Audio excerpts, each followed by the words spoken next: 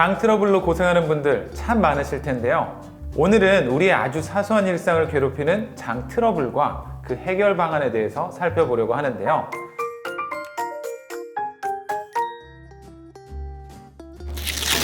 그래도 그나마 집에서 꼬르륵거리면 다행인데 우리의 장이 상황을 봐가면서 꼬르륵거리는 건 절대 아닙니다. 배가 좀 빵빵해지면서 변이가 찾아온 경험 다들 있으실 텐데요.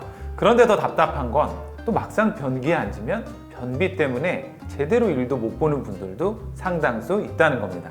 그래서 제목을 장으로 떠나는 여행, 일명 장 트래블로 잡아봤는데요. 저는 장 트래블의 가이드를 맡은 가정의학과 전문의 김태균입니다. 당장 떠나볼까요?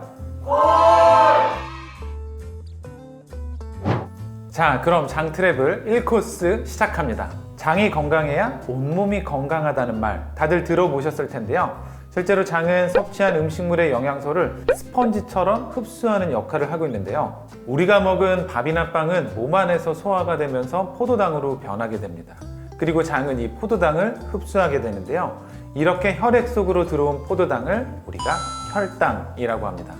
이 혈당은 우리 몸을 움직이는 에너지원으로 사용이 됩니다. 그리고 또 한 가지 살펴볼 게 장은 콜레스테롤도 흡수한다는 점인데요. 우리 몸 안에 콜레스테롤이 너무 많이 있으면 어떻게 될까요?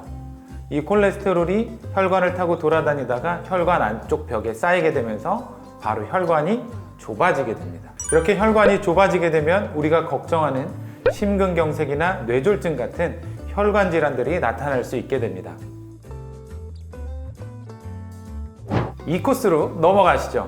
그렇다면 어떻게 해야 장이 건강해질까요? 장 건강의 핵심은 장에 살고 있는 세균입니다. 우리 장의 세균이 보통은 100조개 정도라고 보는데요. 그 100조개 중에서 유익균, 즉 장을 건강하게 만드는 균은 85% 정도이고요. 반대로 장 트러블을 일으키는 유해균은 15% 정도입니다.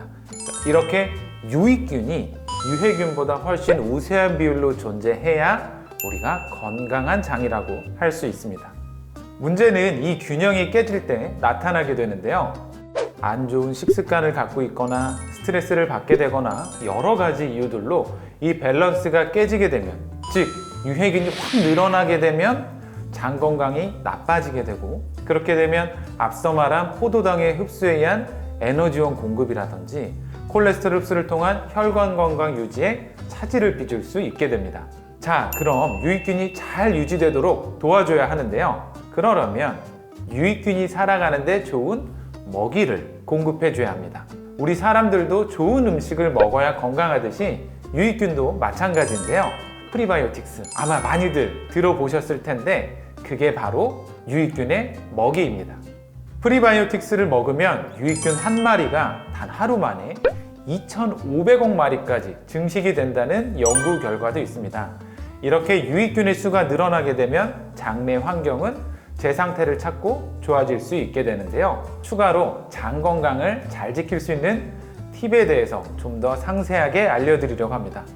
옵션 코스라고 생각하시면 좋을 것 같은데요. 계속 같이 가보시죠.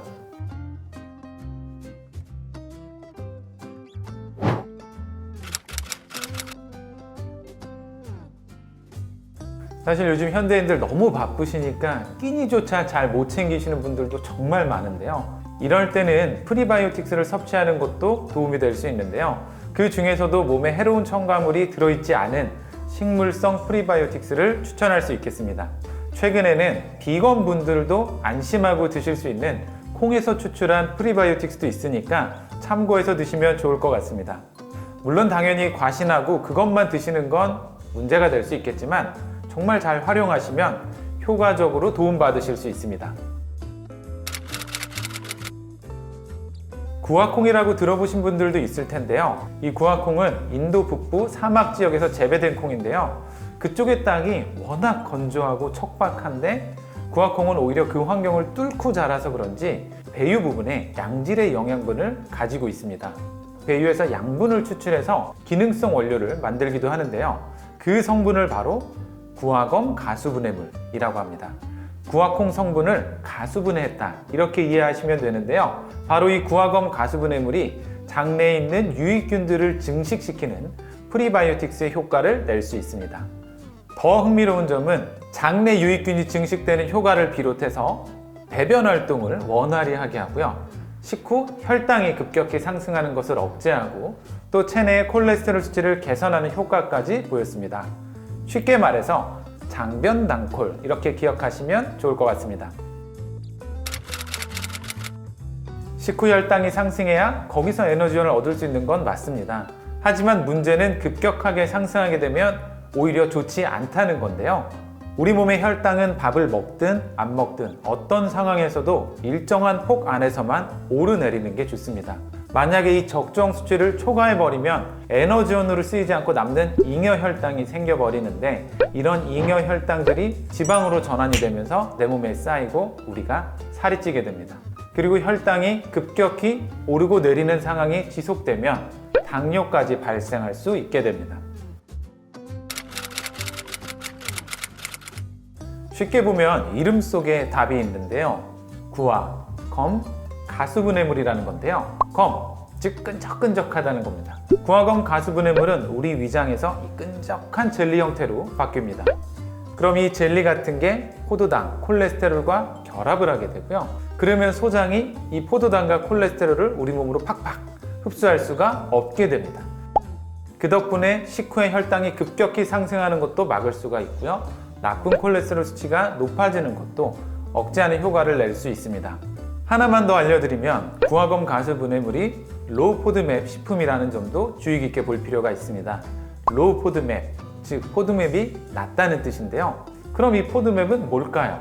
이 포드맵이라고 하는 건 장에서 잘 흡수되지 않는 당 성분들을 말하는데요. 단당류, 이당류, 올리고당, 폴리올 등이 있습니다. 쉽게 말해서 얘네들은 복부의 가스를 차게 만듭니다. 그래서 평소에 장이 좀 안 좋거나 특히나 과민성 대장증후군이신 분들은 이런 포드맵 식품을 주의를 하셔야 합니다. 이와 반대로 구화검 가수분해물은 로우 포드맵이라서 한마디로 장의 부담이 없다. 구화검 가수분해물은 물에 타서 드시면 되는데요. 아무 맛도 안 나는 가루의 형태라서 밥을 할 때 3스푼 정도 넣기도 하고요. 커피로 잠을 쫓는 직장인분들은 커피에 타서 드셔도 되고요. 산도와 열에 강하기 때문에 생수뿐만 아니라 각종 음료에도 활용하기가 좋습니다. 자, 오늘 저와 함께한 장트랩을 어떠셨나요? 만족하셨다면 구독과 좋아요 버튼을 눌러주시고요. 다음 여행 때 더 건강한 모습으로 찾아뵙겠습니다. 지금까지 가이드 김태균이었습니다. 감사합니다.